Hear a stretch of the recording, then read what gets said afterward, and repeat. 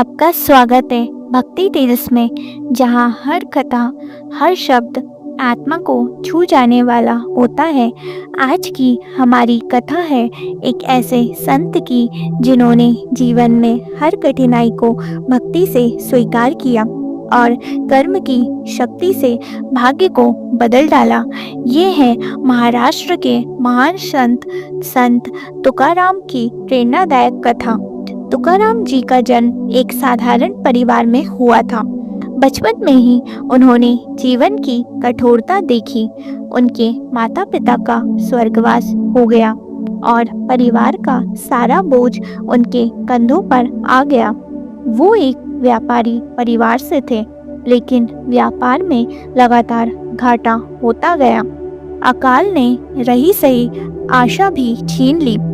उनके अपने छोटे बच्चे भी भूख के कारण संसार छोड़ गए।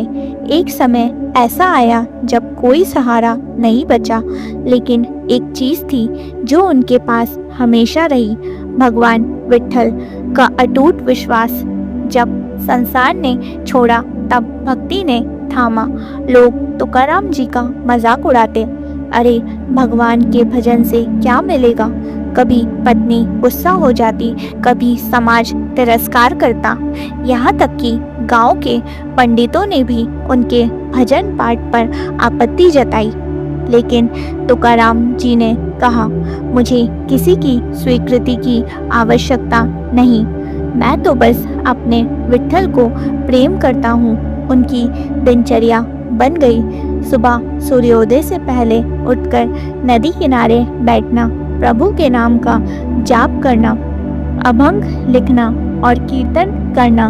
उनके भजनों में दर्द था, लेकिन उससे भी ज्यादा थी आस्था की आग। घटनाएं जो दिल तोड़ सकती थी, पर उन्होंने खुद को ईश्वर को सौंप दिया। एक दिन कुछ चोर उनके घर से अनाज और वस्त्र चुरा ले गए।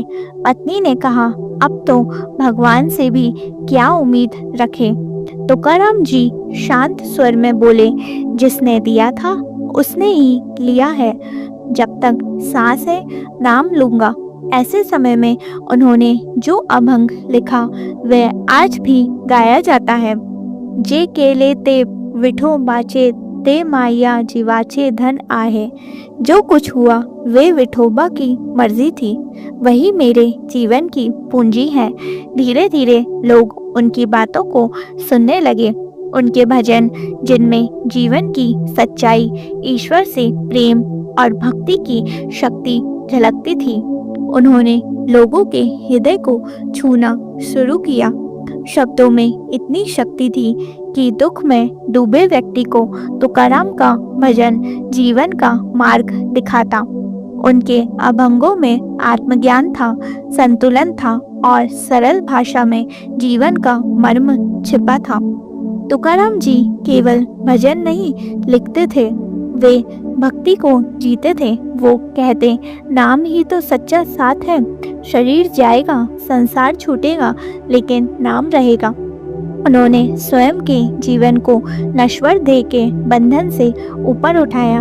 उनकी साधना इतनी गहन थी कि एक दिन प्रभु विट्ठल ने उन्हें दर्शन दिए। उनका चेहरा आलोकित हो गया और उन्होंने कहा, अब मुझे कुछ नहीं चाहिए, केवल नाम की छाया चाहिए।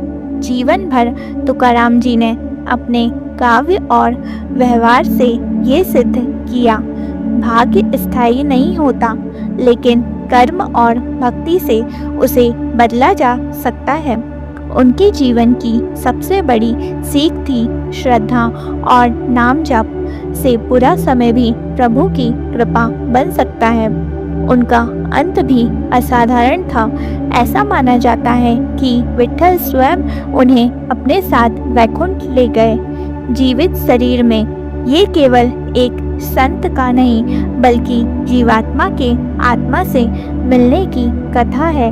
तो साथियों, यदि आपके जीवन में कभी दुख आए, कठिनाई आए या भाग्य आपका साथ ना दे, तो संत तुकाराम को याद कीजिए, उनकी तरह नाम लीजिए, श्रद्धा रखिए और कर्म करते रहिए।